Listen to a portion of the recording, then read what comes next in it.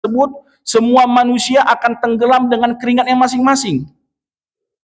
Dan keringat itu akan bercucuran sesuai dengan amalan mereka. Wa yakunun nasu ala qadri a'malihim bil arab. Setiap manusia nanti tergantung dengan amalan mereka, keringat mereka sebanyak apa. Faminhum man yamshi, faminhum man yusibu ala ka'bai. Sebagian mereka bercucur keringat hanya sebatas mata kaki saja. Wa minhum ala ka'bain, sebagian mereka sebetis keringatnya. Wa minhum ala haqwai, sebagian mereka ada yang ditenggelamkan dengan keringatnya sebanyak sepinggang mereka. Sampai ada yang yuljimu iljaman, sampai ada yang ditenggelamkan dengan keringat mereka sendiri. Pertanyaannya, apakah mereka mati? Tidak. Ya.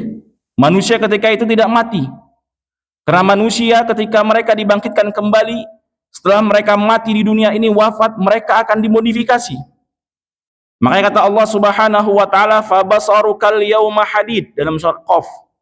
Pada hari itu setelah engkau wafat, engkau akan memiliki mata yang sangat tajam. Artinya apa? Yang tadinya kita nggak bisa melihat malaikat, kita bisa lihat malaikat. Ya. Yang tadinya kita nggak bisa lihat jin, nggak bisa lihat iblis, ketika di padang mahsyar kita bisa lihat semuanya. Allah modifikasi tubuh kita. Begitu juga dengan api nerakanya Allah Subhanahu wa taala. Allati, kata Allah, tattali'u 'alal afidah. Ketika nanti di nerakanya Allah Subhanahu wa taala, wal iyadzu billah, ya, api itu sama apinya, tapi beda rasanya. Itu bisa langsung masuk ke hati-hati mereka. Bagi mereka yang disiksa.